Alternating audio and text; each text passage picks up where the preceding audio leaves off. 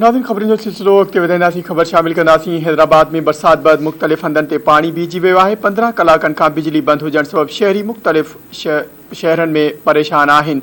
Hesco पारां safety जे बुनियाद ते बंदि कयल 10 फीडरनि खे बिजली जी फराहमी 15 कलाकनि खां बंदि पियल आहे।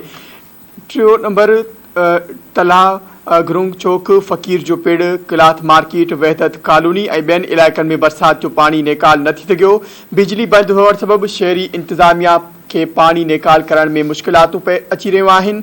ख़बर जे हवाले सां नाज़रीन अव्हांखे आगाह करे आहियूं। मुख़्तलिफ़ शहरनि में बरसात थी आहे।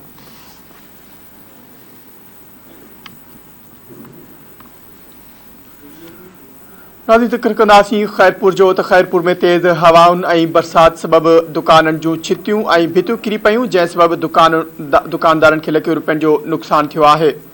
बरसात सबबि शहर ऐं भरपासे वारनि इलाइक़नि में पाणी रोडनि रस्तनि ते बीहजी वियो, जंहिं सबबि इलाइक़े वासी सख़्तु परेशान आहिनि। इलाइक़े वासियुनि ॿुधायो त पब्लिक हेल्थ इंतज़ामिया जी लापरवाही सबबि बरसाती पाणी जे नेकाल जो को बि जोॻो बंदोबस्तु कयल न आहे। हुननि ॿुधायो त डिप्टी कमिश्नर ख़ैरपुर पारां चौमासी जी बरसातुनि खां पोइ वारी सूरत हाल खे मुंहुं ॾियण लाइ टीम जोड़ी वई, जेका अञा नज़र न आई आहे। हुननि ख़ैरपुर जे डिप्टी कमिश्नर समेत ॿियनि आला इख़्तियारनि खां मुतालबो कयो त शहर ऐं भरपासे में बरसाती पाणी जी नेकाली मुमकिन बणाई वञे।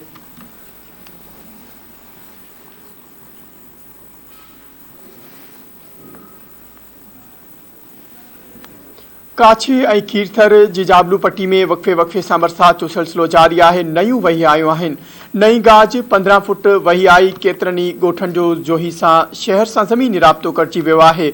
बरसात पवण सबबि मुख़्तलिफ़ नयूं वही आयूं ऐं नई गाज 15 फुट वही आई।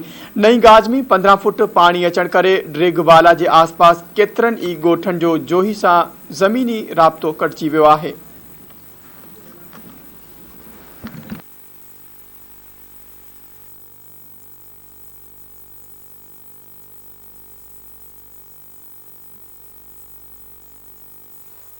सिजावल में बरसात जो सिलसिलो जारी आहे। शहर ऐं भरपासे जे रस्तनि ऐं घिटियुनि में पाणी बीहजी वञण सबबि इलाइक़े वासी सख़्तु परेशानी जो शिकार थी विया।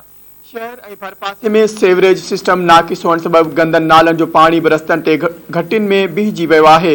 इलाइक़े वासियुनि ॿुधायो त टाउन इंतज़ामिया पारां बरसात खां अॻु तोड़े बाद में सफ़ाई न कराइण सबबि हू सख़्तु ॾुखियाईनि खे मुंहुं ॾियण ते मजबूर आहिनि।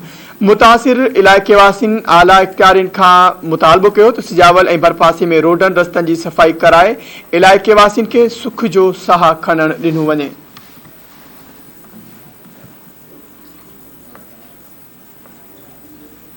कंडियारो में चौमासी जी बरसातनि टाउन इंतज़ामिया जी पत वाइकी करे छॾी। रोडनि ते पाणी तलाउ जी सूरत में बीहजी वियो आहे।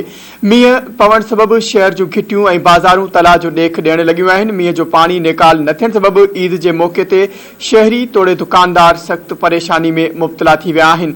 शहरियुनि जो चवणु आहे त मींहं जो पाणी रोडनि रस्तनि ते बीहजी वञण सबबि ज़िंदगी जो कार वहिंवार ठप थी वियो आहे।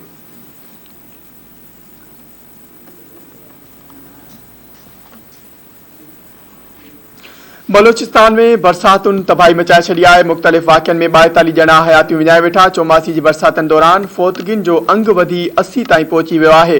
ज़ोब वेझो पाक अफ़गान सरहद इलाइक़े काकड़ ख़ुरासान में डेम टुटी पवण सबबि वॾे पैमाने ते आबादी पाणी हेठि अची वई आहे। ॾुकी डेम ऐं रूणियूं पइजी वञण सबबि वॾे पैमाने ते पाणी ॿाहिरि अची वियो आहे। हुकूमत पारां आबादी खे बचाइण जूं कोशिशूं जारी आहिनि। ॿोॾि मुतासिर इलाइक़नि में मक़ामी इंतज़ामिया ऐं PDA में आरज़ी कैंपूं क़ाइमु करे छॾियूं आहिनि।